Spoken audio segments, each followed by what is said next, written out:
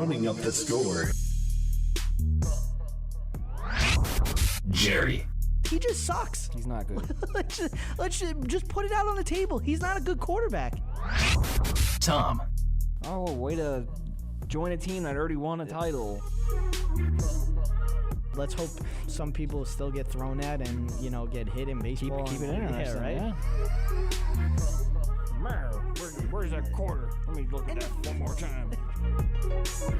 I dare you to watch it and tweet us. Tell us, oh, you know what? This is a hell of a sport. Where's this been all my life? I'm done. No, done. This is running up the score. It is running up the score. We're done here. All right. We're done here. This is running up the score.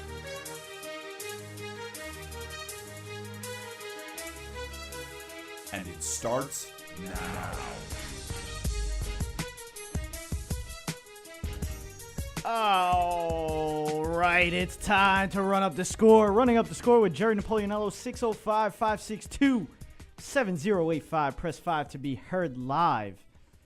Brought to you by Yelphi Sports App. We are live on Zeno Live and Periscope. Again, I'm here with Tom Gallippani.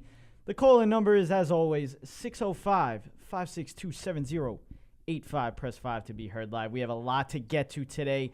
We're going to get into Ezekiel Elliott and his recent problems and what this means for him and the Dallas Cowboys. Dave Gettleman getting fired with some weird timing. Very, very odd timing. Weird timing. We'll get into that. Kirk Cousins will play under the franchise tag, and that whole poisonous situation, and the guy that drafted him doesn't even know how to say his name. Mike Vick. Can't make it up. No, you just you can't.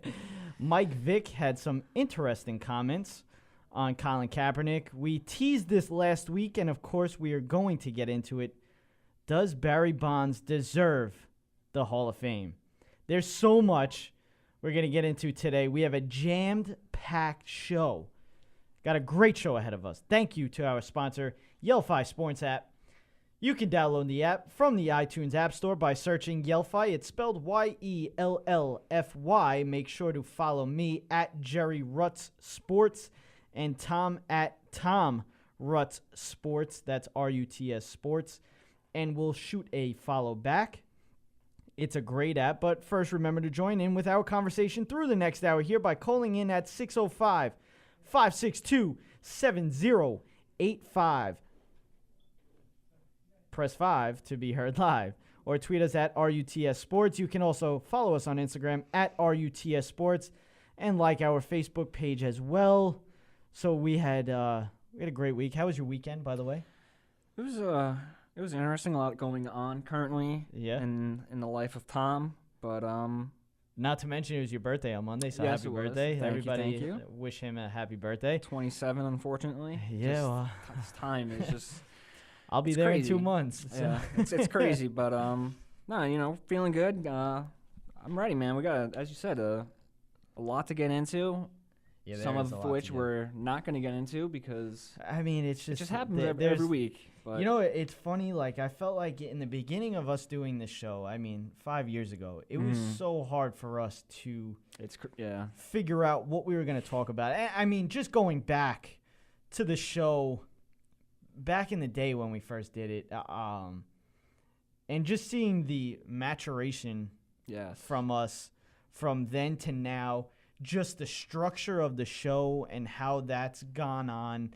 I mean, now we basically have a rundown of everything we're gonna get into. I mean, when we used to do it, it was just we would pick a day, we would pick a time to get into the studio.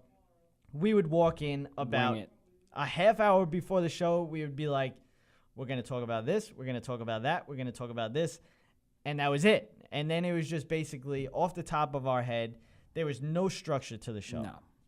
Now we have a rundown. We're live now. That was something that we didn't have. We're live on Periscope. People can actually watch us as we're doing the show right now. So that's different. Just everything that's going on is awesome. It is altogether. amazing to, as you said, see the maturation of just us two, the show itself, the structure of the show, everything. It's awesome to be a part of. It's exciting, and we have a sponsor, so that's always nice. That adds to it. I'm wearing it right now, so that's that's huge. But let's finally get into what we're going to talk about today. Enough with the show part. Be on the lookout for. We were just talking about it. The Tom and Jerry Sports Show. Well, Tom and Jerry Sports Network. If you have a sports podcast, you want a platform, let me know. Let us know. Shoot us a tweet. You could direct message us on Twitter, on Instagram, Facebook, whatever it is. You could comment on YouTube if you want. If you have your show, you could send us through email. Send us a a demo snippet, of what you got. rutsports@gmail.com. You could send us your show. We'll listen to it. It's basically, we haven't even really started the beginning of it. Well, it's an idea, and if we get feedback, exactly, and that's what I'm looking for. So if I get, a lot of people that want to do it, let me know. And if I get enough people to do it, I will set that up. Yeah, and we'll get it going. But again, we're back to the actual sports aspect of this show. The Yankees made a trade. Yeah, and I texted you last night. Once I was checking on my phone. It was about midnight, and I was slightly surprised. And that's what I wanted to get your response from last night was, your feelings on Yankees being buyers. Because they were obviously, the hottest team in baseball for a good stretch of the season. Went into a little bit of a slump, and they're kind of still in that slump, if you will, especially with the way Judge has been hitting post All-Star break, which I'm sure we'll get into that. Oh yeah. But I was personally a little surprised that they're buyers, just because the farm system they have. They worked tremendously hard to build up that farm system. So I was personally a little surprised. I thought they would kind of just let Boston run away with the division, but checking in the standings earlier, 3.5 out is not that's one series, one 4-game series with Boston, and you're in first place. So, yeah, well, the way I looked at it, because there was reports as early as the morning yesterday of the Red Sox being very close to making this deal. Like it was almost imminent that this deal was going to go down with the Red Sox, and the Red Sox were going to get Todd Frazier and David Robertson. I don't know if Tommy Canley was going to be on that, but they were that close to getting it done. Now, there was rumors that the Yankees were going to be involved in this trade with Todd Frazier. A lot of what the Yankees need the most is pitching, starting pitching, but there's not much starting pitching out there, and the ones that are out there, you're going to have to give up these big names. And the Yankees don't want to give up their big names, and which is I am 110% behind. It is the total opposite of what they were. I was just going to say, this is a step in the right direction, if you will, of a different kind of New York Yankees. Absolutely. This is kind of like the start of how the 96 team came about. It's their own guys they brought up. Absolutely. And now the core four of the 96 to 2000 teams were all brought up by the Yankees. So it's good to see, well, for you, not for me, but it's good to see just teams in general, building teams this way. Yeah. We're starting to see the White Sox. We talked about that earlier before the show, how they have, I believe, what did you say, like 10 They have 10 out of the top prospects in baseball. That's crazy. Because if you really think about it, they made their trade with Boston earlier last year, I believe it was, or in the offseason. Offseason. Yeah, the offseason. They ended up acquiring house. Acquiring Yoan Moncada. Oh, yeah, because it was for Chris Sale. Yeah. They ended up acquiring Yoan Moncada, the top prospect in baseball. He's number one. Number one right there. Not to interrupt, but isn't it crazy how a team that seemingly always finishes, near the playoffs, obviously, or, one of the best records in baseball, to have the top prospect in baseball? Yeah. It's very, and good scouting, I guess. Yeah, absolutely. So they had the number one. Well, I think Yoan Moncada, I don't think he was drafted. by the Red Sox. I don't even think he was drafted. I think he was one of the international guys. Yeah, okay, gotcha. So that would make more sense. Yeah, and they paid for him basically. Yeah. So when it comes to the White Sox, they add Eloy Jimenez from the Cubs. What, 2 weeks ago, a week and a half ago or so? So right there, and I even tweeted out through RUTS Sports on Twitter, through our Twitter page, and I just said, the last 2 years the Cubs have traded away their top prospect in Gleyber Torres with the Yankees trade last year. It won them a World Series. Last year is one thing because they were just there was just something magical about the team. The pitching was incredible beyond anything they're doing this year. But to pull the string this year was, I'm not sold on the one this year. Yeah, Quintana, the first, his first start was 2 days ago. Yeah, and he killed my team. And 8-0 game. But it's not in the sense of that, but it's just in the sense of they're not the same Cubs team in general as last year. But they're hot. They've started off after the All-Star break pretty well. What are they, 5 in a row now? So you have to, when you're at that point, when you're at the point of the Cubs, where the Yankees were for a while, where the Red Sox were for a while, the Cubs have rebuilt their team for so long to get to the point where they got last year, to have the best team in baseball, to win a World Series after what was it, 108 years? Yeah, I believe so 108. They do that. Now you're at that point where all your players are still in their prime. You have Chris Bryant, you have Anthony Rizzo, you have Hayward, you have guys like that it's time now that you have to win. You're not going to wait for a guy like Gleyber Torres to come up, which, when you really look at this guy, he's probably going to be up with the Yankees next year. And if he didn't get hurt, he would be up with the Yankees right now. And to be honest with you, I don't think the Yankees make this trade. At least I don't even think they make the trade for Todd Frazier if Gleyber Torres was healthy, because there's no need for a third baseman unless the Yankees are going to use Todd Frazier as a first baseman, which is it's an option. A high probability that he will play first base for the Yankees this year. I don't want him to play first base because whenever you can get Chase Headley out of the lineup, it's great. I hear that. I don't like having Chase Headley in the lineup. He's terrible. I don't know why we still have him on the team. I would have sucked it up and just released him. Just easily eat the money and just release him. But we got, I think, 2 years left of him, which not is to mention how horrendous. much Teixeira saved his behind also.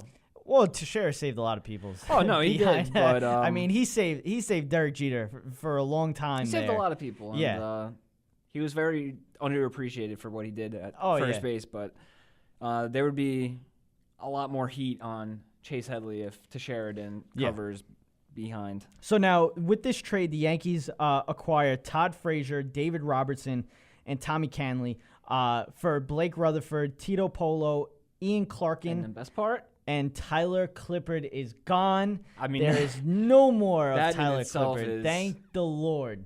You didn't even have to do anything else. Just, I'm sure Yankee fans just hearing that name. It was amazing news to have him off the team.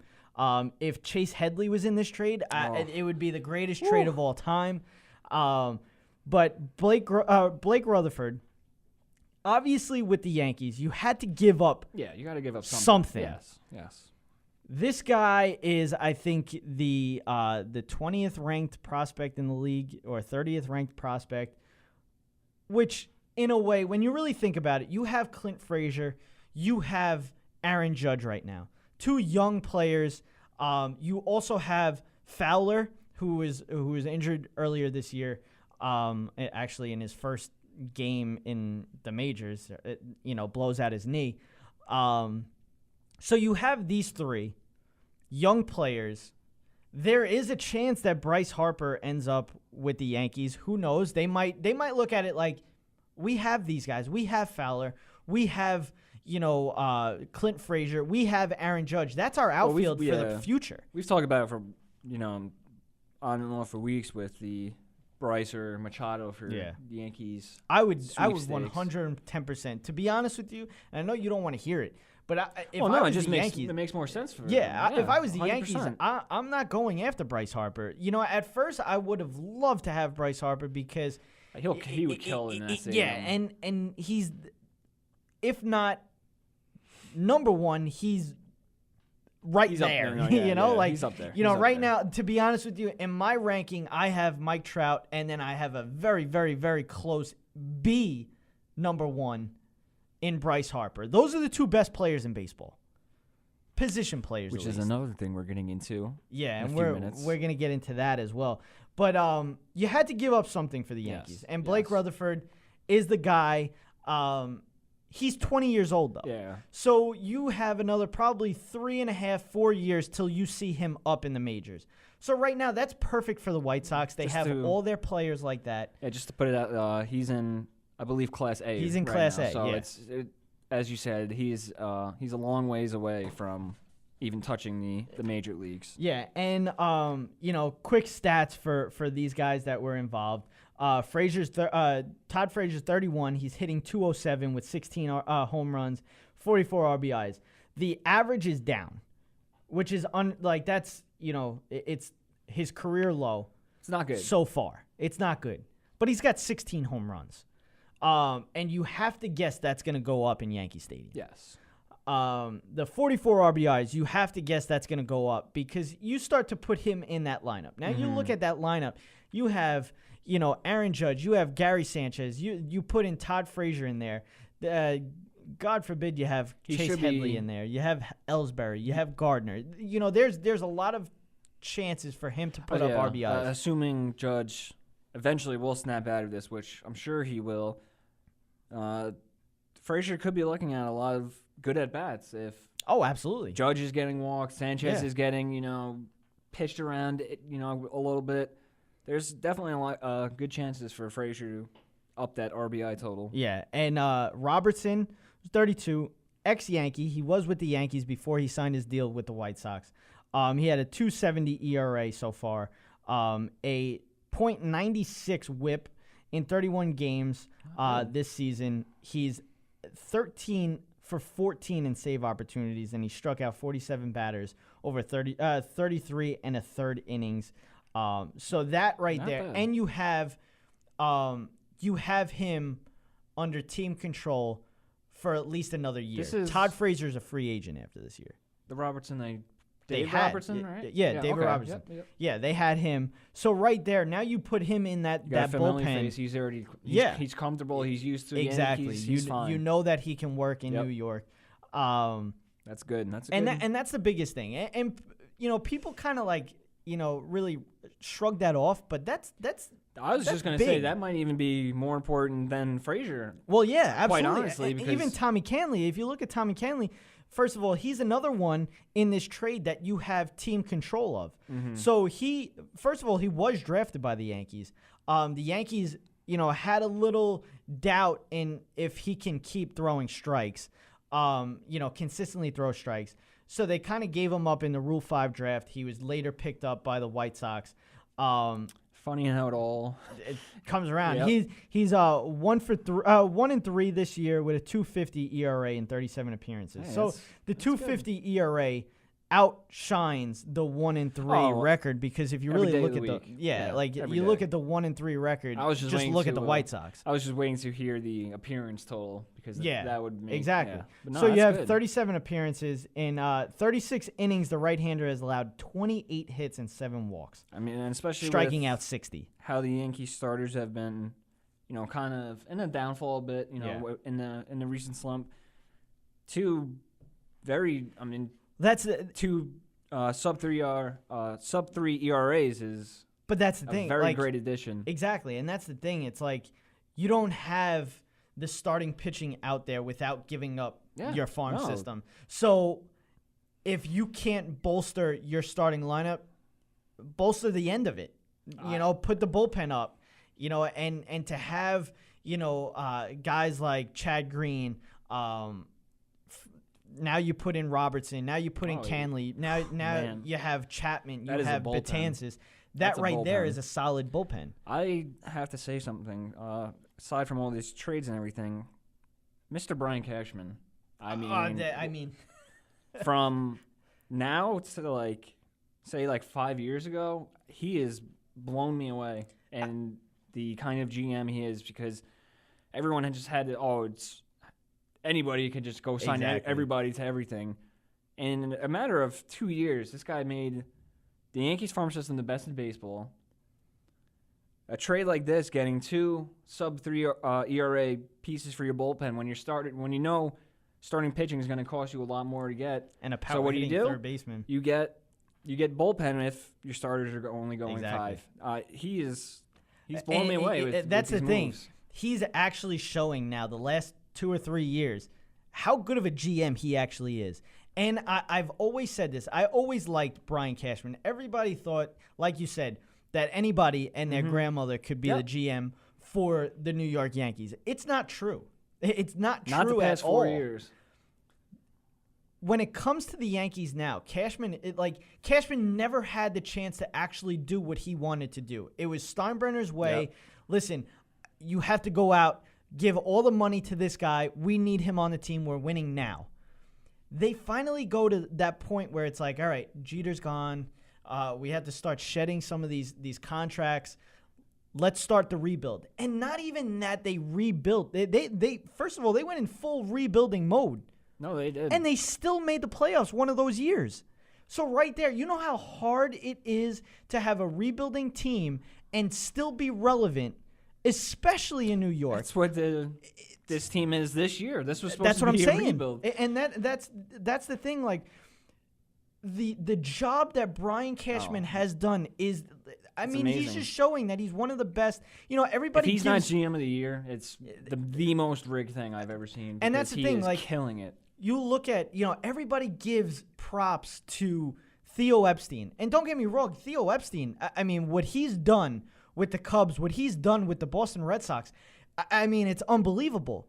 But he was right from the start. He was able to do his job. Yes. Brian Cashman was not able to do his job. It's almost like which another thing we're going to get into much later with the Knicks is, they hire a new GM, but they're still another GM basically with Steve Mills. You got the president. That's kind of like the same situation where Steinbrenner was the owner, but he was basically the GM in the same sense. And it's we're going to get into this team later on as well, but the Dallas Cowboys. Jerry Jones is the owner, the president, the general manager, basically. So, right there, and it's just to the point where you get to see how good Brian Cashman is. And he is very good. Oh, my God. Very good. Blake Rutherford, this year, he's hitting .281 with 30 RBIs, 25 stolen bases in Class A Charleston.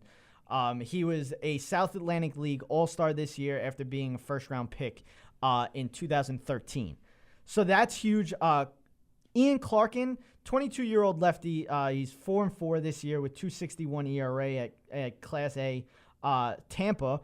So that's another guy a couple of years removed from the majors. Exactly. And you also have Tito Polo, 22 years old, hitting .307 with 22 steals at Tampa and Double-A Trenton. So he's a little closer than the other two. And he's killing it down there too. But these two, Clarkin and Polo, were not on that top prospects list. Blake Rutherford is. So he is the headliner in this trade other than, obviously Todd Frazier. No, it's not. They didn't, empty the bank or anything crazy. And that's what I'm saying. Smart move. And I tweeted out, and I kind of got into an argument with some people last night, basically saying the Yankees, don't get me wrong, I think it's a great trade right now. But if you were to give up top prospects, like a Clint Frazier, like a Gleyber Torres, guys like that, this is not the trade for that. No. This is not the trade for that. That's a starting pitcher. I tweeted out, I said, the Yankees better not give up top names in this trade. And I had some people, tweet me back saying that That's how it works. That's how this works. And I was like, no, it's not how it works because the Yankees aren't supposed to be a playoff team this year. They're overachieving this year. Yes, they're buying, but they're not buying. Right now, this trade right now, and I want to get your opinion. This puts them in the playoffs, to be honest with you. This puts them in the playoffs.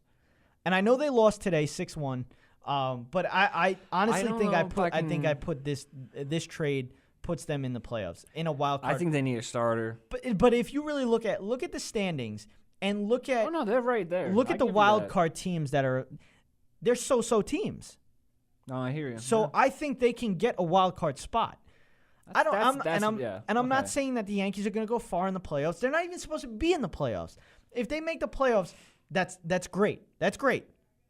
This team is not going to be a top team for another year or so, year and a half, 2 years. I'm fine with that. Well, we'll see. Gleyber Torres up next year. Clint Frazier is going to be a steady player for the Yankees. Aaron Judge is going to still be doing his thing. Maybe you see a Justice Sheffield come up soon, a Chance Adams. We'll see. But, going on, the Diamondbacks also made a trade, which I expressed to you that I didn't think it was a great trade. No, it seems like the Tigers just got what they could get. In a sense. The D-backs acquired J.D. Martinez from the Tigers for Lugo, Sergio Alcantara, and Jose King, all infielders. No top prospects, nothing. Top 100 even. But the tough thing is, I'm glad the D-backs or buyers are having a fantastic year. The only thing that's kind of unfortunate is the Dodgers. They are. They're the best team in the league. This may finally be the year of the Dodgers potentially because they've had great regular seasons in the past, but they haven't slowed down. There's something different about this team in particular. And they're impressive. But going back to the Yankees, now there's obviously the headliner of the season so far has been Aaron Judge and what he's done for the Yankees, what he's done for baseball. And he's struggled since the All-Star break. And I hate it that people are coming out and saying that he's slumping because of the home run derby. It's not because the guy has not slumped at all this year. The guy was batting .330 going into the All-Star break. He's batting .330 with 30 home runs. I don't want to say I can guarantee it because we can't predict what would have happened because this is in the sense of if he didn't participate in the home run derby. I personally feel like he would still be struggling out of the gate, even if he wasn't, just because of the however many days off that the All-Star break gives. That's going to throw off your timing a little bit. And not even that. Pitchers are starting to pitch him differently. Yes. Nobody's throwing him a fastball. Nobody wants to throw him a fastball. So he's starting to get breaking balls inside at his ankles, and he's having to fight these off. He's getting jammed. So it's understandable. He finally, he went into yesterday's game 1 for 21 or whatever it was. He went 2 for 4 yesterday with RBI and 2 singles, I believe, and an intentional walk. He actually had a good game yesterday. Well, this happens in every sport. Look at RG3. It just happens with everybody. Yeah, look at Colin Kaepernick, who we were just talking about earlier, where he had this amazing year, but all it takes is one coach, one defensive coordinator to find out a weakness, and then the whole league knows it. That's all it is. So it's not – this happens to everybody in every sport. Absolutely. To anybody that comes out hot, people find your weaknesses. And Aaron Judge strikes out a lot to begin with. Yes, he's hitting like almost 330, but he's on average – but he's about to have 200 strikeouts in a season. He's very close. You wouldn't think of that because you're seeing the home runs, the 330 average, but he strikes out a lot. Do you know that he has the best average of balls put in play? The best average historically. There is nobody ever to have an average, a better batting average of balls being put in play. So basically, what I'm saying is, every time he makes contact and it's a fair ball, he has the best average of it actually being a hit. Yes. Okay. I got you. In MLB history, nobody's touched it. So that's how that crazy makes up for this the strikeouts. Exactly, and that's why he's batting .330. So now if he cuts down on the strikeouts, his average is actually going to go better. Mm-hmm. So I brought up a few weeks ago that the best average for a 200 strikeout hitter was 260 something by Chris Davis. This guy's 70 points above that right now. Exactly. So that can we let the kid play? He's gonna slump. That's just what it is. It's just unfortunate. Just let it play out. It's just really that it happened after the home run derby. Yes. That's the biggest thing. That now it just gives everybody an excuse to put on it. But this is the biggest thing. And now we're talking about all the young players and stuff like that. And baseball is having its problems. Not that it's not making any money, because baseball is in the best, financially, it is in the best place it's ever been. So, kudos to baseball for making that kind of money. But they are horrible promoters. Horrible. And did anybody know, leading into last night, did anybody know that we had the two best players in the league playing against each other? Did you know going into last night? No, it's... I didn't go. Yeah. I didn't know going into last night. There was no promo at all, which is absolutely ridiculous. To have a Mike Trout and a Bryce Harper going up against each other. This is Aaron Rodgers. This is Tom Brady going up against each other. This is LeBron James and Steph Curry going up against each other. This is what it is. And besides the basketball comparison, these guys are on the field more. Exactly. Than Tom Brady or an Aaron Rodgers. They're on the field half the time. Exactly. And the thing is, everybody's like, oh, well, if it was a pitcher and a batter, it would be different. But, I mean, you have one guy on the field, and then you go into the next thing, you have the other guy on the field. Not to mention, and this is not even, this has nothing to go into basically what I'm saying. This is not the reason that we're bringing this up. Because now this game was in Los Angeles. So it was at, Angels. So it was a 10 o'clock game Eastern time. It's kind of tough. I think that's a bad job by the MLB. I think the MLB should have made that 4 o'clock start. A prime time. Yeah, a prime time game for Eastern. Bryce Harper comes up in the first inning and hits a bomb. Hits a home run over Mike Trout. The next inning, bottom of the first, Mike Trout comes up and hits a home run as well. So right there, that's the reason why we're talking about this. That's the reason. That's baseball right there.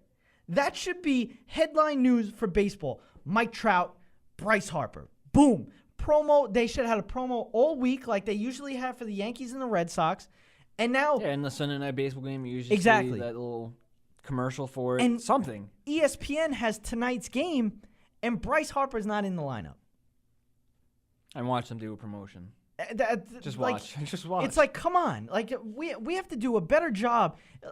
For baseball, we have to do a better job of promoting this. Every other sport knows how to promote their athletes. That's the way you do it. And I understand that baseball is a team sport. It goes by teams. It's the Yankees. It's the Red Sox. It's the Dodgers. It's, but let's start to promote the players. That's how you get, people. That's how you make the nationalism young into a somewhat of a Yankees exactly thing, is promoting these superstars that are on these teams. And it's not like the Nationals are scrubs. They're one of the best teams in the National League, I believe. Exactly. Just behind the Dodgers in standings. So, come on, baseball. Help us out here. You're my favorite sport. You got to do better promoting your top guys. You have to. And you know what? The best sport in not to mention, promoting. You said Kershaw's 15-2. That's another thing. Hello? Hello? Anything on ESPN about 15-2? 15-2. I mean, look, come on. There's no reason. And this goes into our argument that we had last week. Aaron Judge, is he changing the game? Is he changing baseball? They promote the hell out of Aaron Judge. And it's understandable. He's a Yankee. If Bryce Harper or Mike Trout was a Yankee, it would be understandable. But it shouldn't have to be. But it shouldn't have to be like that. Basketball, I mean, nobody cares about the teams. Everybody cares about, is LeBron James playing tonight? Yep. Is Russell Westbrook playing tonight? That's how it is, and that's why basketball is on the uprise. Not to mention, I think the last couple of ESPN primetime games for basketball compared to baseball. Baseball has had better ratings other than a game with the Cavs and the Warriors and big teams like that. That is the only time. There's only been 2 games that have beaten baseball from basketball, but basketball does a better job of promoting their athletes. You know what gets me thinking is I wonder why those Sunday night baseball games were better than everything except the Cavs and the Warriors, maybe because of promoting the Cavaliers and the Warriors. Oh yeah, absolutely. And that's the thing. It's like you basketball is talked about more. And to all of us, it feels like basketball is the better sport. It feels like that basketball is doing better than baseball because now you're seeing all these contracts. You're seeing that basically every advertisement is a Russell Westbrook, a LeBron James, is a Paul George, is a Steph Curry, whatever it is. You don't even. Don't think I've seen a Mike Trout commercial. There's maybe one. Gatorade, I think. Yeah, there's maybe one. Bryce Harper's kind of out there, I guess, but not much. Aaron Judge, I understand he's actually turning down advertisements, which is great. You'll love to see that. Good for him. It's the same thing with Dak Prescott. He's turning down. But at the same time, you kind of you wish that him exactly to help baseball out. 100%, I understand that, but to be a rookie and to be going through everything, maybe you take a step back a little bit. I Mike actually Trout and him Bryce Harper they're are established. They're established. They're 4 years in, 5 years into their career. So these guys have to be promoted, and that's the problem. And when we get back from the break, we're gonna get a little bit more into baseball. We're gonna get into. It's been 30 minutes. Yeah, it is. Goodness. We're going to get into the changes that we would make to baseball to make it better. Not that it isn't the best right now, obviously, but because we love baseball and we just feel like see some improvements. Yeah, some things we would do. And there's big things happening in baseball, and we're going to get into all of this. And after that, we're going to get into Ezekiel Elliott, Kirk Cousins. Lonzo Ball wins the Summer League MVP. We'll get into that. An interesting thing came out of Paul Pierce retiring as a Celtic. I'm going to see if anybody else realized it because that was the first thing that I noticed when I saw pictures of that. And the reason why we're in this, the reason why we're doing this, the reason why this industry is around, because of 2 guys. We'll get into that when we get back.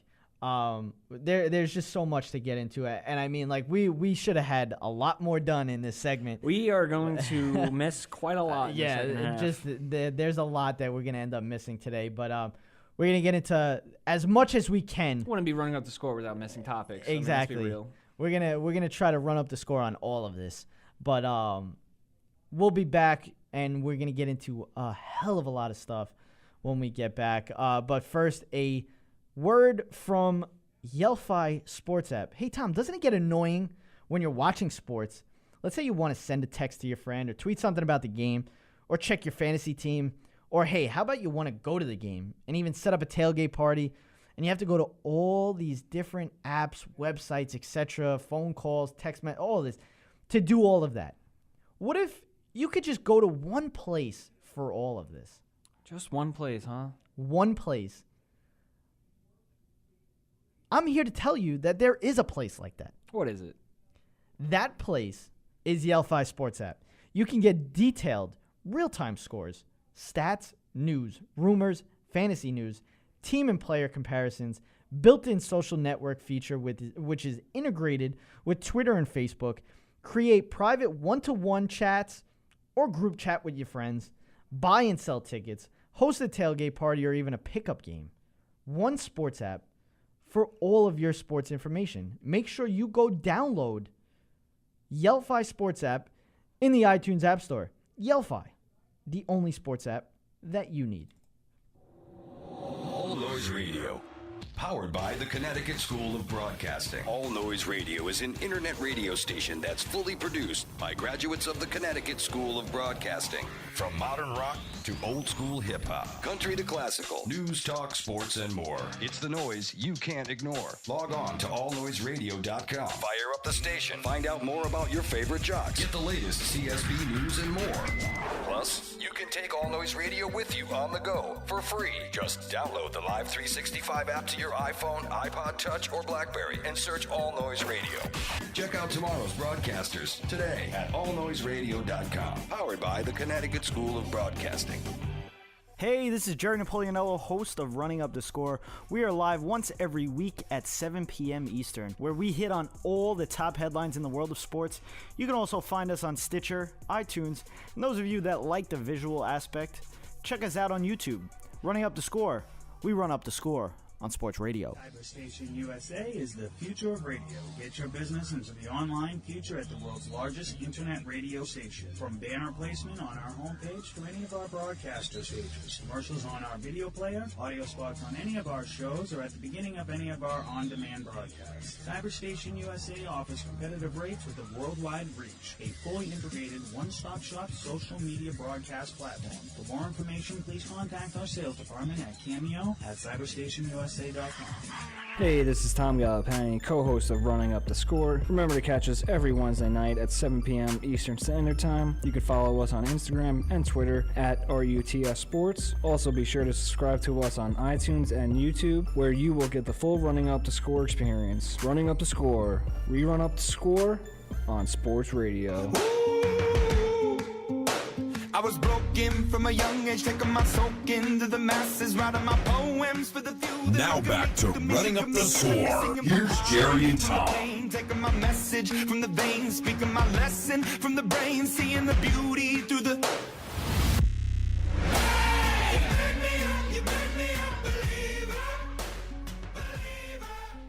All right, Jerry, we are back with Running Up the Score. Be sure to call in at 605-562-7085. Press 5 to be heard live. You can also give us a tweet at RUTS Sports, as well as follow us on Instagram at RUTS Sports. And check out our website, www.rutsports.weebly.com. We're going to continue our little baseball discussion because time is just not a factor in our lives, apparently. But what do you want to get into here? Well, we were talking the topic, or like first we'll kind of get into we'll talk about Starling Marte makes his way back after his suspension, so that's big for the Pirates. Carlos Correa, this is big news for the Astros. Are they the best team? They're second best below the Dodgers. Yeah. So that is big. Carlos Correa needs surgery on his thumb after tearing the ligament, sliding into to second base, I believe. He's out 6 to 8 weeks, so he should be back around September, right before the playoffs. They're hoping that he makes it before the playoffs, just so you can get some. It's tough with the hand and the bat, the grip. That's a tough one. Another player that injured his finger was Mike Trout. He just got back. So, when you really look at it, you look at Mike Trout and his time period that he was out, you kind of feel good if you're an Astros fan that you have, Correa. It might not be 8 weeks. It could be, the 6 weeks. But today we had another injury to the hand, and that was Chris Bryant. He left today's game holding his hand after sliding into third base, I believe it was, on a steal. Do we have a problem with sliding head first? This is kind of like turning into like an epidemic now in baseball. It's like a catch-22 in a sense because, yes, we do, but at the same time, players are just not going to stop. No, they're not. Because you're kind of if you were to stop that, it's like taking the fire and out of the game. This is just something that you do in Little League all the way through. I mean, well, if you make it this far into MLB, it's too a part of what you do in baseball to just not be able to do it anymore. Oh, yeah. There's no way to stop players from doing this. So I think we need to look in the other sense of something with the bag. Yeah. Because something has to change. Because you can't have these names missing 6 to 8 weeks because of sliding into a bag. Yeah. That's an issue. Yeah. When you have Mike Trout, Chris Bryant, and Carlos Correa, those are 3 of the best players in baseball. Or maybe there's a special glove. I know there's, they have like those mitts that you kind of put, like they look like mittens really, and they put them over your hands so you don't. Mittens. Yeah, basically, like that's what it kind of looks like, and that's kind of to help. But maybe if you were to like put like a strong something where you can't jam your finger or you can't like bend your finger back, whatever it is, something has to change with that. But another star in the league. Oh boy. Made some comments, and you're very familiar with this star. May not be for maybe not for long, but yeah. Manny Machado made some big comments when it comes to baseball, and the league probably wasn't happy about it. No. And I wasn't really happy about it. I don't know about you, but fans shouldn't be happy about this either, because we're the ones paying this guy. Exactly. So we had, obviously, last week we had the All-Star Game, the Home Run Derby, all of that. We had all of that. And Machado obviously expressed his dislike for not making the All-Star Game. He was at the game because he would, his brother-in-law, Yonder Alonso from the Athletics, was there. He was, I think, in the game. I think he was in the All-Star Game. His Orioles teammate, Jonathan Scope, he was there. Nelson Cruz, Robinson Cano, Dominican Republic teammates of Machado's from the World Baseball Classic. And he made some comments. He was saying, it was nice just to know I knew a lot of those players on the other side. I was rooting for my brother-in-law, Alonso, Jonathan Scope, Nelly, which is Nelson Cruz, Cano, and all these guys that were close to me. It was fun to watch them all have fun and enjoy themselves in the All-Star Game, something that they deserve to be there. It was an exciting day, an exciting week for my family and everyone that was there. It was a little boring to watch it, he said. I don't know how people go out there and watch games. Now I know why sometimes people don't come to games. So this kind of goes back to what Bryce Harper said. What was it, last year, 2 years ago, where he said that baseball is kind of like a tired sport because the players can't express themselves. He says you can't. This is what Harper said. You can't do what people in other sports do. I'm not saying baseball is, boring or anything like that. But it's the excitement of the young guys who are coming into the league now who have flair. And that's when he wore the hat that said make baseball fun again. And then, this is also what Harper said during the All-Star Game. Going to New York City for a couple of days. I want to get out of there in about 3 days. So this is also going into, how he's not fond of New York. But whatever. But, these are big comments, especially when, everybody's having conversations like we just had in how, baseball needs to do something. But when you have one of your top athletes, your top players coming out and saying baseball is boring. Probably wouldn't be so boring if you were a little better and in the game yourself there, bud. I'm allowed to say that, but I'm an Orioles fan. I'm not hating here. But that kind of got us thinking. Not that we think the game is boring, but to help the to draw in a new crowd. Yeah, basically. Because baseball has the oldest demographic of, people, of fans. So we kind of made a list, each of us, what we would do to baseball to change it, to make it better.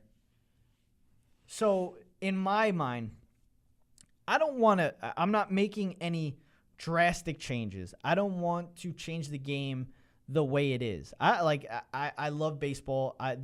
Baseball I mean, I'm. If it was to never change, I'm fine. Yeah, like I'm gonna turn 27 in September. The older I get, the more I love it. Honestly. Like that's the thing. Like I've watched baseball since I was 2 years old, 3 years old. I've played baseball since I was 5 years old.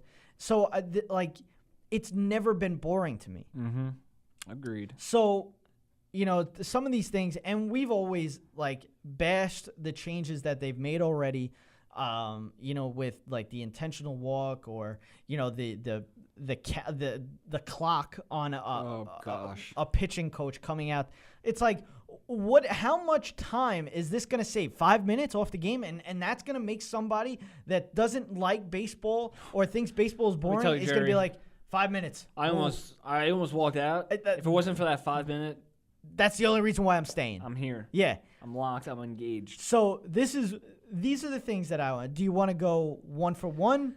Like, do you have a list, or are you kind of going off the top of your head? No, I only wrote down a few things, but my first one would be, and I don't know if it doesn't speed it up, but it just would make it more interesting. We talked about it last week. We've been talking about it. DH both leagues. Has to happen. That's one of mine. Has to happen. My number one is reliever limit. I was, when I heard you say it, you know, before the show, I was like, that's why we do this show together, because that was the next one I wrote down is this relief nonsense has to stop, because it's out of control. Like you have a guy facing one batter. Exactly. No, I'm sorry. That's the thing. Like that, and I understand the strategic part of it. I understand that. So me, like, you know, playing baseball, knowing baseball, watching baseball my whole life, I understand it. Yes. But as a so-so fan, or someone that just comes in and watches one game a week, that's going to get them to turn off the TV. And that's what's going to annoy them, because first of all, they probably don't know why this is happening. Second, you just watch the commercial. Now you're going to watch another commercial. All right, so that right there, I understand the strategic part. You want a lefty against a lefty. You want a righty against a righty. You want this guy because he has better numbers against this guy. I understand it all. We're not arguing that. But the fact that you have three relievers in one inning is ridiculous. This argument is for people that aren't like us, that aren't baseball freaks. These are for the people that are just turning on a game because it could be, you know, an enticing game between two of the top teams in baseball, you know, maybe right before the playoffs, whatever the case may be. A normal fan turns on the TV, top of the eighth inning, say, or something. Yeah, top of the eighth, we'll go. Yeah. One reliever starting the inning, fresh, a new pitcher starting the top of the eighth. You know, he's getting his warm-ups, whatever, this and that. You see someone else in the bullpen already come out. One out, top of the eighth. And you're bringing in another pitcher, going back to commercials. I'm sorry, but that normal fan is turning off that channel. Absolutely. 100% not going back to that baseball game. Absolutely. So this argument is not for people like us that are going to watch no matter what, but it's for the casual fans that, honestly, baseball kind of needs. Yeah, absolutely. And that's what I'm saying. And my number two is lessen the games. Let's put less games in the season. I got it. Okay, we're good. All right. So he forgot. I had a moment. I had a moment. He forgot one. I had a moment. So we used to have in baseball, it was 156 games, I think it was. They upped it to 162. I understand. Like it just, that's the point. Like, you know, it's all about money. I understand it at that point. But when you really think about it, the season drags. And when you got people getting called Mr. November in baseball, there's an issue. But the thing is, it's like when you have 6 games in a week, you know, not many people are going to watch all 6 games. The biggest thing with football, and the main reason why it's so popular, it's once a week.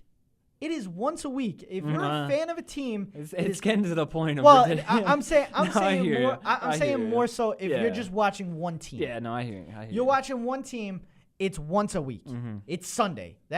Or it's Thursday, or it's they turned it into a Saturday thing, or it's Monday night. It's getting crazy.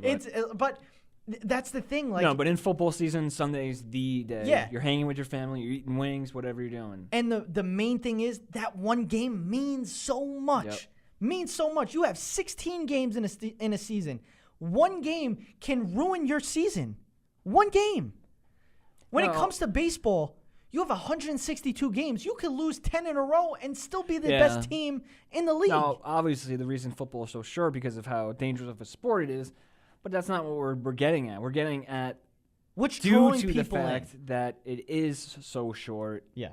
That's the money maker. Absolutely. That's what draws these people. So if you made baseball, say, even 20 games less. Yeah. That's huge. That's a huge That's difference. what I'm saying. It's just...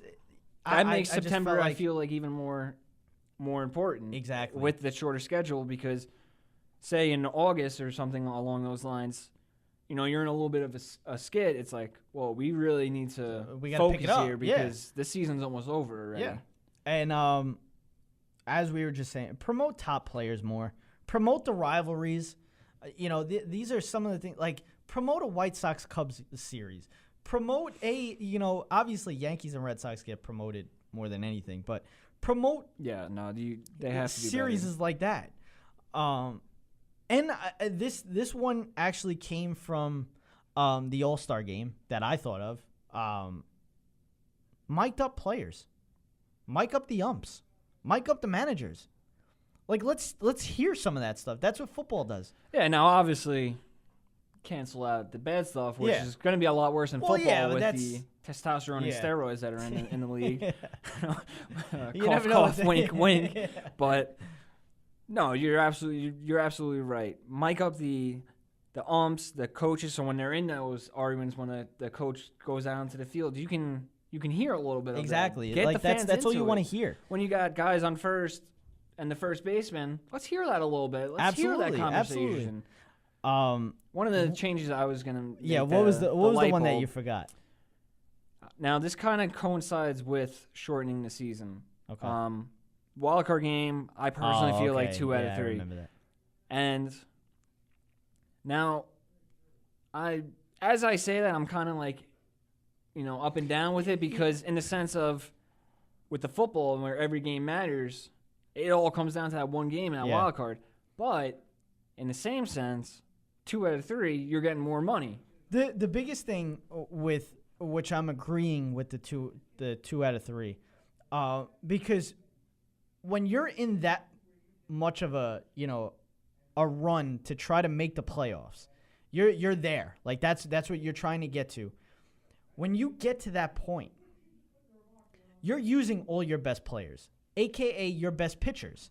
So when it comes down to it, and now you had to win a game to get to that one playoff. You put your best pitcher on the mound. Now you have to play a one-game playoff after that. Who are you going to have as your pitcher? Yeah.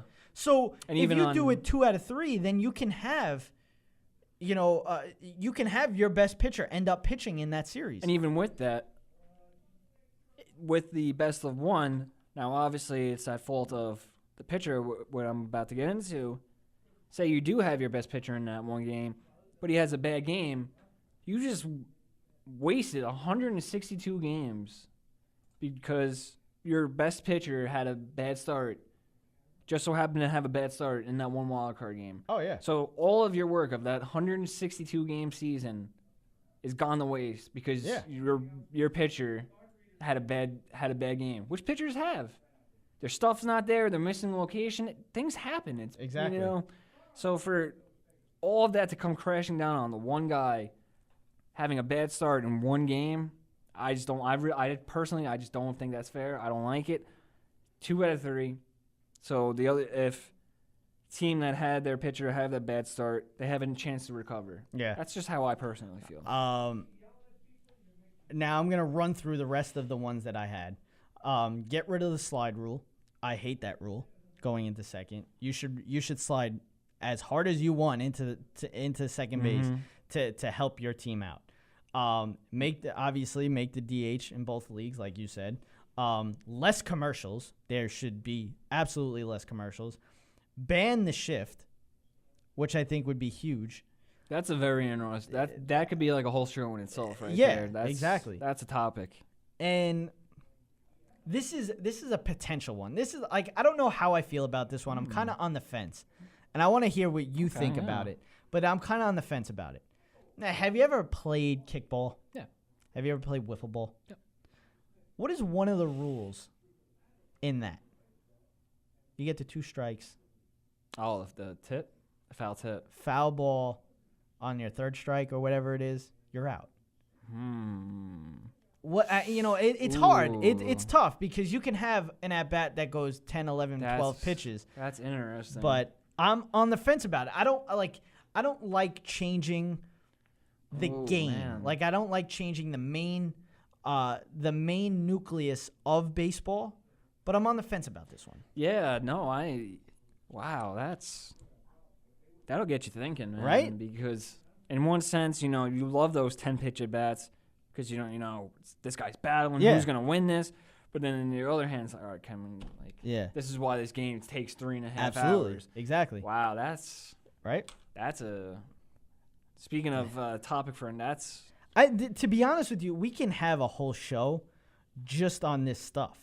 That's not bad. Right? That's good, man. That gets you thinking. Exactly. That really gets you thinking. So now run through yours, and then we're going to get into what we've been teasing for the last 2 weeks. No, we've been in agreement with all these things. I only had the few that I had written down. It was really tough because I didn't want to. You kind of went on the promotional side. Yeah. I didn't really hit on that. I was just, I was sitting there yesterday and when he told me to start writing things down, I was thinking, and it's tough because, we love baseball for what it is, but there definitely needs to be changes.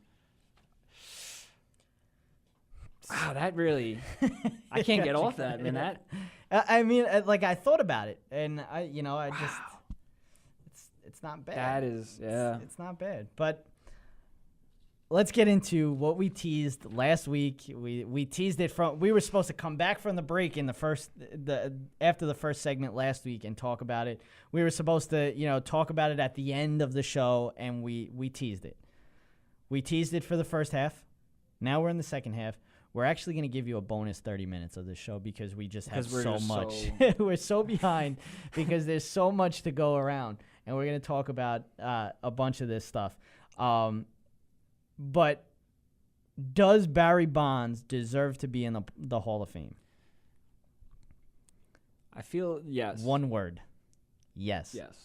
There is absolutely no reason. We've been on record to say that all of these guys should be in the Hall of Fame. Whether you want to make like a special wing or something these guys have to be in the Hall of Fame. Absolutely. In one way or the other. Alex Rodriguez, Barry Bonds, Mark McGwire, Sammy Sosa. Sammy Sosa's white now. Did we realize that? That's a topic in itself. That's just... and it's not like disease-wise. He did it himself. He's been rubbing lightener cream or something like that.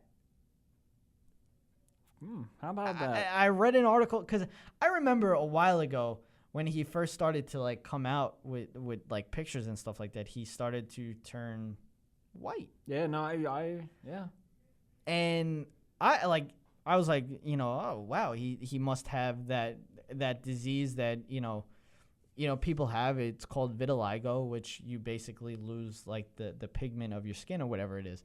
And then because then he was in a ESPN Deportes interview last week, I think it was, or something like that, and he looked totally different. Yeah. He was he does. as white as I was, and I was like, I gotta find out what's going on, and I read an article, and it said that he was actually using cream to make himself. That is extremely interesting. Creepy as well. Extremely creepy. Yeah, but to get on a normal, non-terrifying topic. Basically, yeah. My big thing is, if Bud Selig got in the Hall of Fame, these guys should be in the Hall of Fame because Bud Selig is as guilty, if not more guilty, than these guys. He promoted these guys. He promoted the hell out of these guys, and I'm sorry. He knew these guys were on He steroids. did. He did. You He let it cannot happen. convince me. He did it went not know. under the rug. He let it happen because he knew what it was doing to baseball. Yes. Baseball was the best sport in all of sports. And that's why those three, Barry Bonds, McGwire, and Sosa in particular, deserve the Hall of Fame for what they did for baseball. For baseball, absolutely. I mean, let's be honest.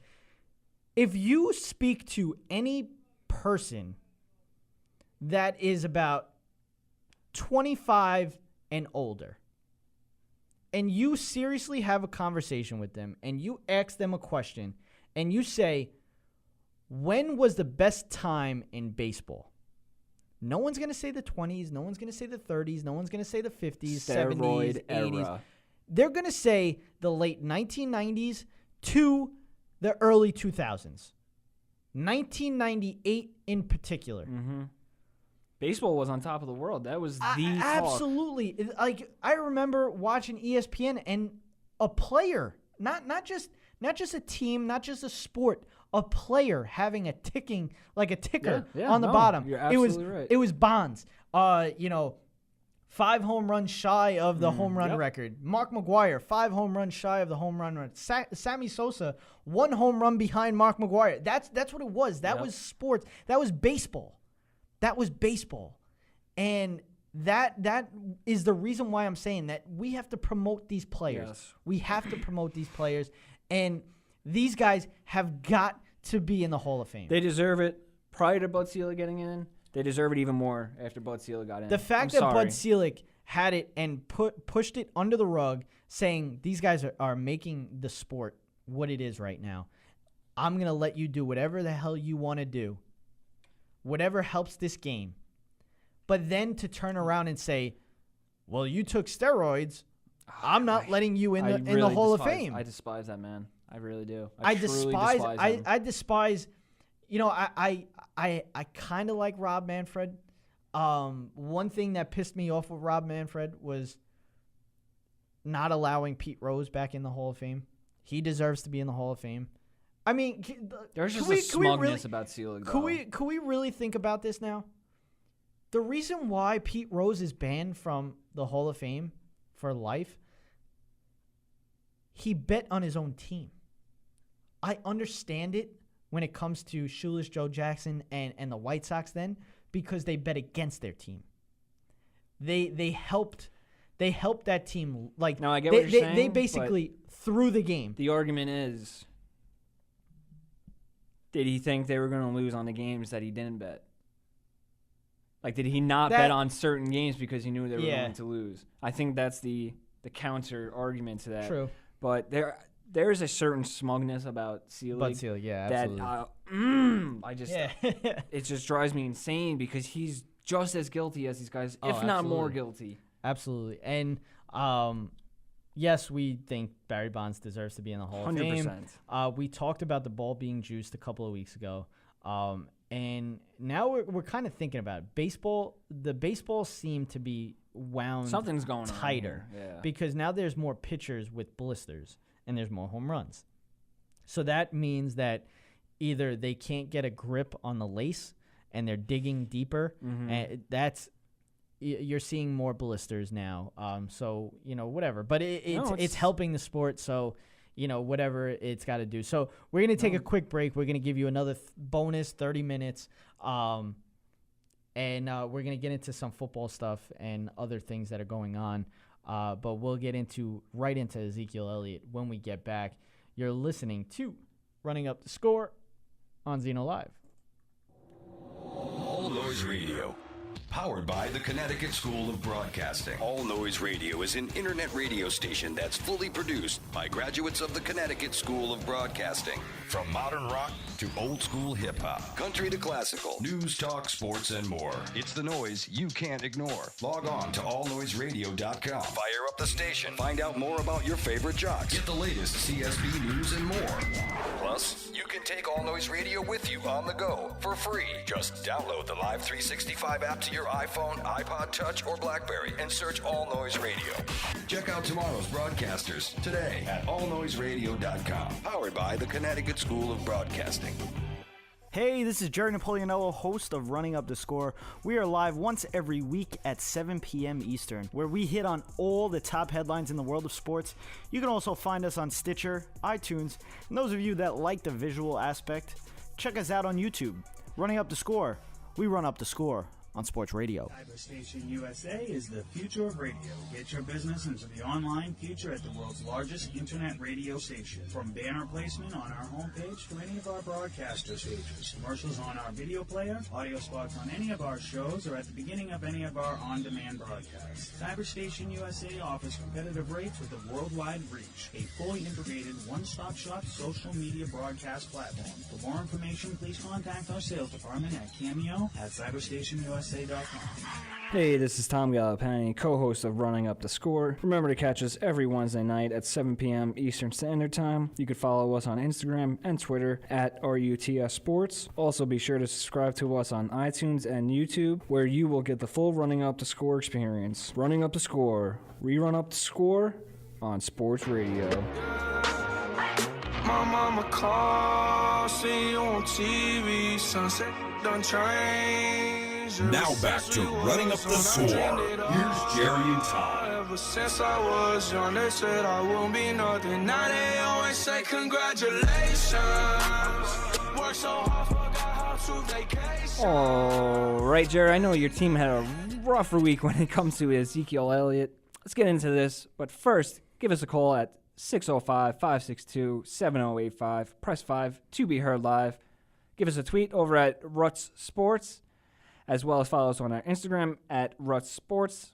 Check out our website while you're at it, www.rutsports.weebly.com. So let's jump right into Ezekiel Elliott. Yeah.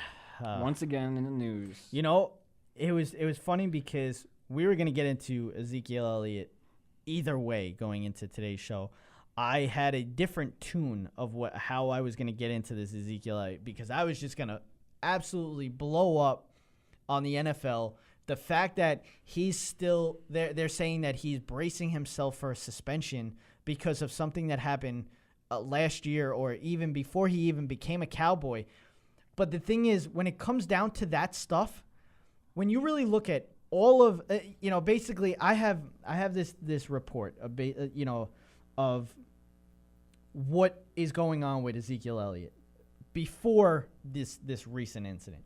All right, so which, by the way, was not a crazy incident that he was involved in this time, but it's just the fact that stuff keeps happening with him involved. So, they obviously the report was there's a growing sense that Ezekiel Elliott could face a short suspension over the domestic violence investigation, despite the fact that 4 witnesses deny seeing the alleged incident occurring, including one witness who was in the car with them.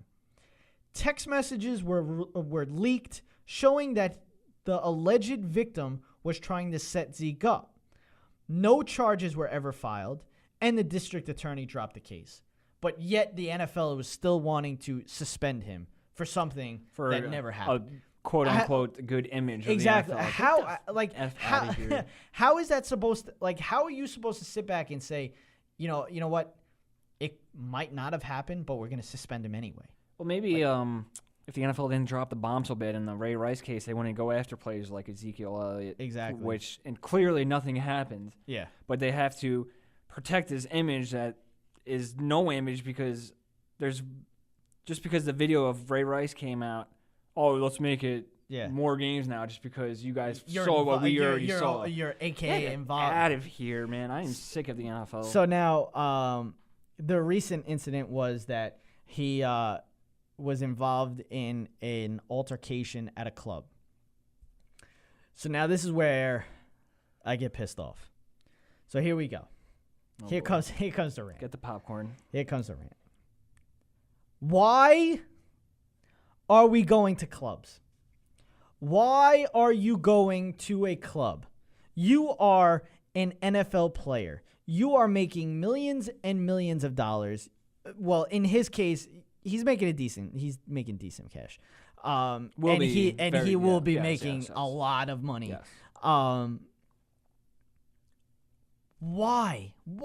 I don't understand it with these players. The club isn't like the thing. It's your recognizable face. Exactly. That's and thing. People want to knock you down. Linemen That's what it is. People that are making a lot more money than Ezekiel Elliott can go to clubs and get away with it. Yeah. But because they're just not recognizable. Yeah.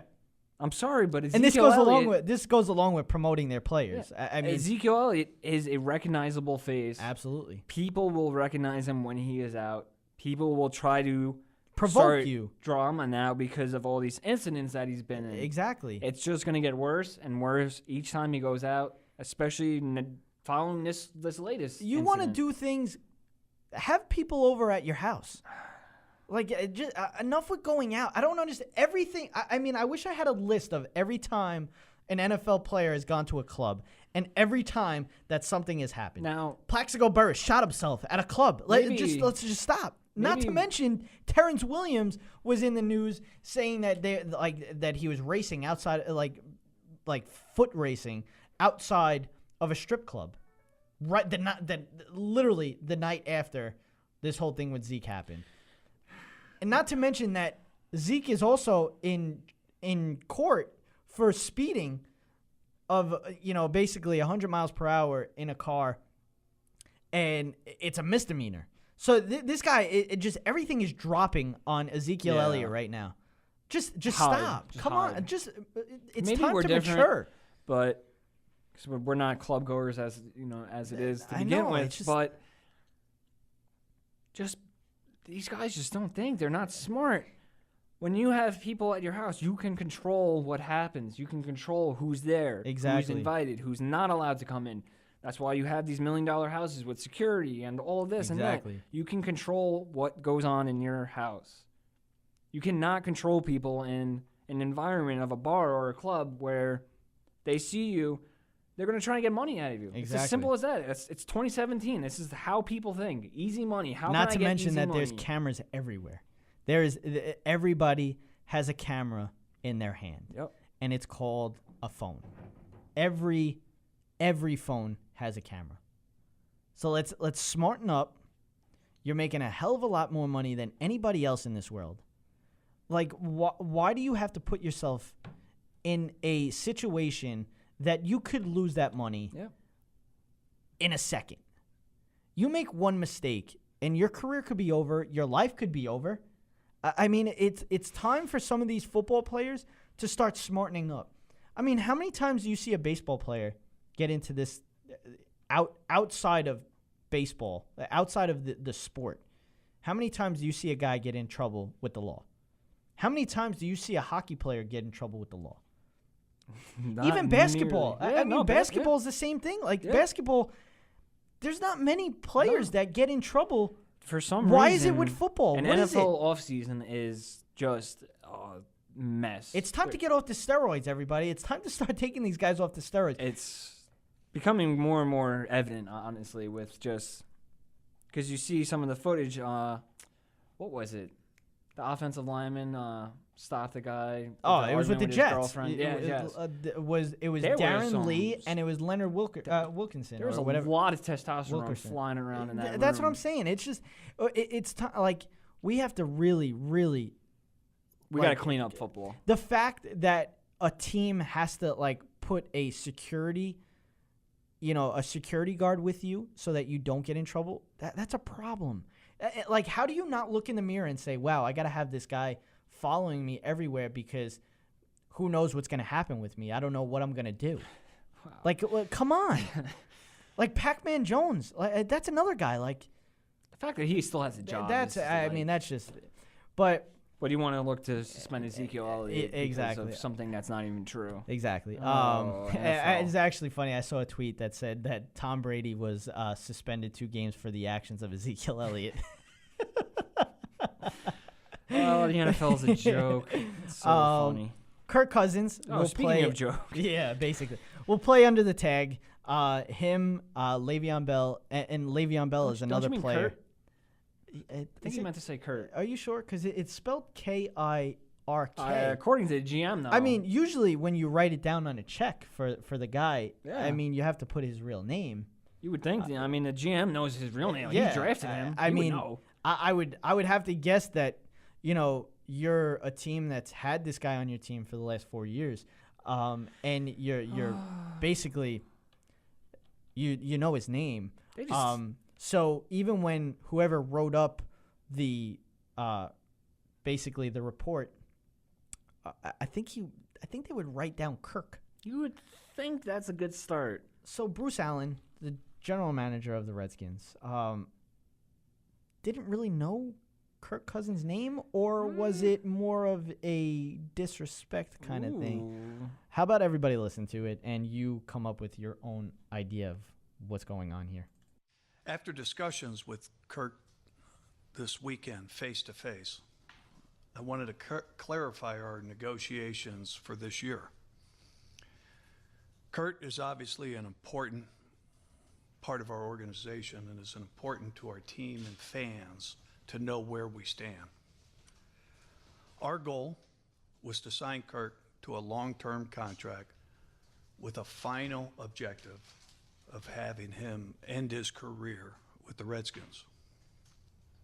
On May 2nd, right after the draft, we made Kirk an offer that included the highest fully guaranteed amount upon signing for a quarterback in NFL history, $53 million.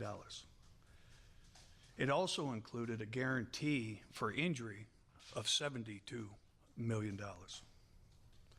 The deal would have made him at least the second highest paid player by average per year in NFL history. But despite our repeated attempts, we have not received any offer from Kurt's agent this year. Kurt has made it clear to me that he prefers to play on a year-to-year basis. In all of our discussions, he feels comfortable doing that. While we would have liked to have worked out a long-term contract, we respect and accept his decision.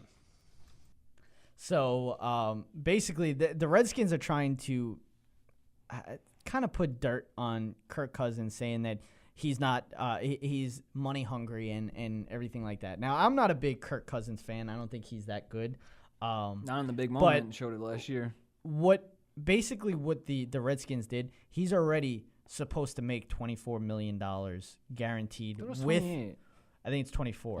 Okay. With ridiculous. this, with the franchise tag, that's how much he would. So basically what they were going to do is just add a few more million to make it 53 guaranteed. So they were already going to pay him 24. So basically it's just an extension to it. So it's not him actually making 53 million guaranteed. It's just on top of what he's going to get already. So it was kind of disrespectful what they did. And I don't blame Kirk Cousins if he wants to go to San Francisco now to play under Shanahan. No, they've had... Not to mention he said Kirk 6 times. Give or take, they've had, two... They've been working on this for over 2 years now? Yeah. Maybe even 3. He's been on the franchise tag for... This is the second time in a row. Yeah. And this has never happened to a quarterback. This is the first time that a quarterback will play under the tag 2 years in a row. I mean, granted, it's not the worst time to play under the tag, especially as a quarterback, because he's made over $50 million in the last 2 years.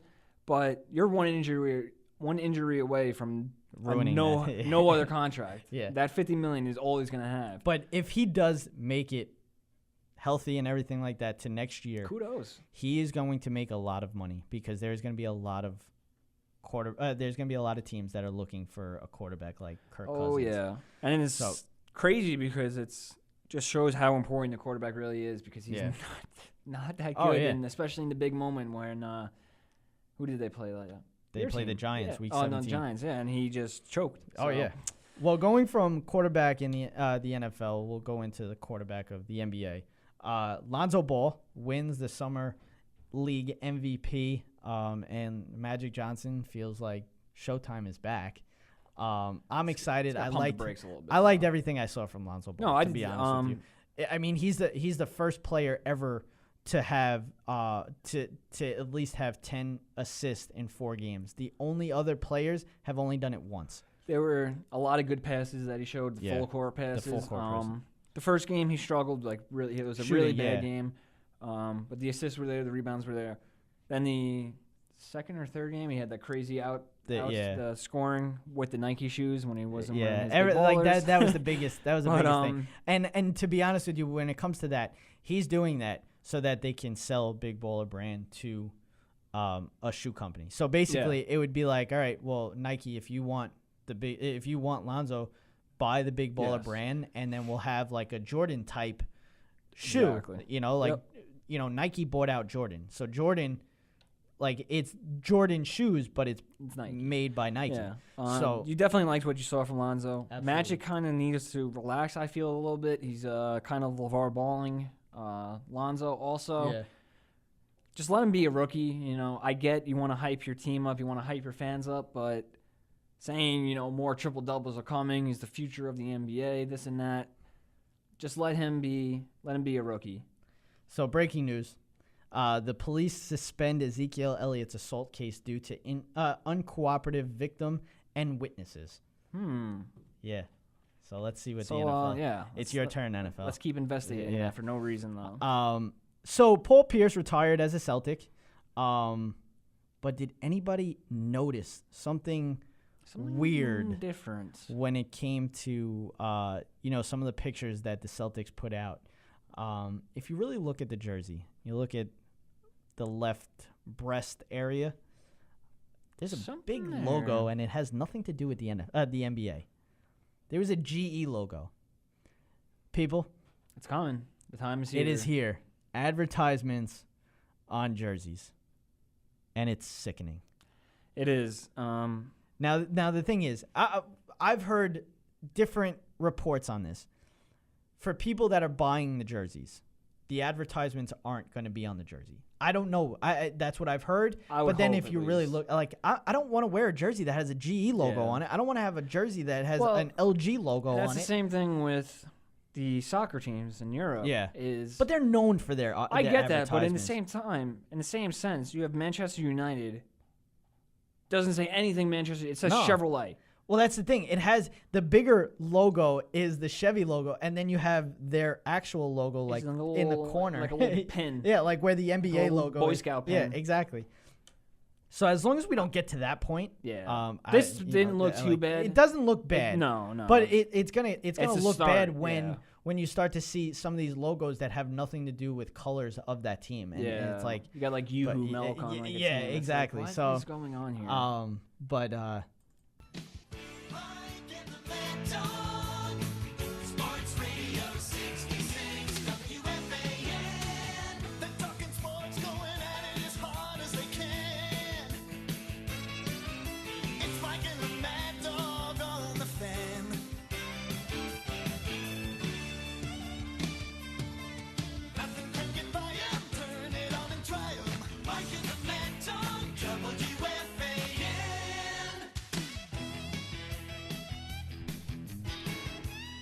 So, now, I teased it earlier that 2 guys basically are the reason why everybody's doing sports radio. Mike and the Mad Dog. They had the 30 for 30, ESPN. I thought it was awesome. I thought it was. I thought they could have went so much longer with it. I don't think an hour did it justice. I think a lot of people worried about. If you're not living in New York, it's kind of, do you know Mike and the Mad Dog? But when you talk to sports broadcasters, sports radio hosts, what's their inspiration? And it was Mike and the Mad Dog. I'm doing this because of Mike and the Mad Dog. I remember as a kid listening to these two. They had such good chemistry. Mm-hmm. At the beginning it was a little rough, but they had such good chemistry. It was the yin and yang. Yeah, just made it was just so perfect. And the fact that I'm working for, basically, part of Mad Dog Sports Radio at Sirius, and who knows, we might even see Mike Francesa at Sirius. So, who knows? But I think that's going to happen. I think it is. Right. I think it is. But it brought a lot of memories back. Like I said, I remember sitting in the car with my dad, going wherever and just listening to Mike and the Mad Dog. I mean, the jingle is just like it's synonymous for sports radio. I loved every minute of Mike and the Mad Dog. It was upsetting that they broke up. When they had their reunion show, it was great. Especially now where Mike's like towards the end tail end, and he's just giving no F's on his show. No, he's that's hanging up on people, just ranting, and it's getting pretty rough. Yeah, it's getting pretty rough. But it was a very special show in our hearts. It's, as you said, it's why a lot of people from New York want to do sports radio. Is these two guys? They just brought such different thoughts, different dynamics to sports radio. You got Mike is more mellow, relaxed about things, and you got Mad Dog. The name says it all. He's just a nut job. Yeah, the name says it all. But I like I said, like this is the reason I got into sports radio. This is the reason why I want to do sports radio, because of what they brought to the table. There was nothing better in sports than Mike and the Mad Dog, and basically we wanted to turn our show into something like that. Just basically Hopefully. doing what they do is just unbelievable. And they gave the people, hope of, no one would thought talking sports could be a career. Yeah. But these guys gave hope to so many people to pursue that dream. And, here we are. And that's the thing. Like, Mike and the Mad Dog are the reason why sports radio is around. Yes. And when you think about it, now, we're two Long Island guys. Mike and the Mad Dog were two Long Island guys. I mean, Mike Francesa was from Long Beach. Chris Russo was from Syosset. You're from Lindenhurst. I'm from Valley Stream. Like, this is like, it's just, it gives you that sense of hope that, if they did it, anybody can do it. Exactly. And it kind of goes to, Aaron Judge and his size in baseball. If you're 6'7", 280, you don't have to play basketball. You don't have to play football. You can go play baseball. It's the same thing with LeBron James. Same thing with Steph Curry. It's that's how it works. I loved every minute of the 19 years that they were together. Then it turned into kind of Mike and Mike, and Mike were basically they took up the name of Mike and the Mad Dog. Like they were the same kind of style. They bounce off each other, different. They were the next top rate sports radio show, basically. Like, if something big happened, you ended up on Mike and Mike. And they're breaking up now, so that's a little we're just getting old. Upsetting. That's basically. And they were together for 15 years, so it just, when you really think about it, what really makes you old is that Mike and the Mad Dog broke up 9 years ago. All right, we need to end this show right now. So, wow. But DraftKings and FanDuel merger is off. Tim Tebow should not be in the in the majors this year, and if anybody thinks differently, you should really get your head examined. There's an Italian sport out there. You should go check it out on ESPN. It is absolutely nuts. It's basically rugby, football, soccer, MMA, all put into one sport. Volunteers, by the way. Yeah. And if you do check out the article, you cannot pay our athletes or just our civilians. Just anybody to do that. Oh my gosh. It's literally the modern day gladiator. Yeah, no, basically. That's perfectly put. With a ball involved. Yeah, exactly. That will do it for Running Up the Score. I hope you enjoyed our extra 30 minutes just because of the time. Yeah, just the time. I wasn't expecting to get all of this, But thank you for joining us. We'll be back next Wednesday.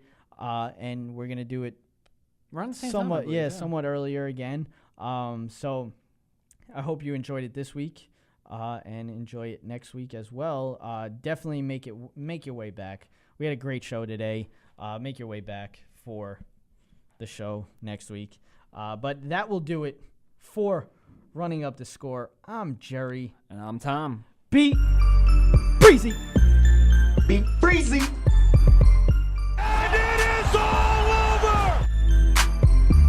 You've been listening to Running Up the Score. We run up the score on Sports Radio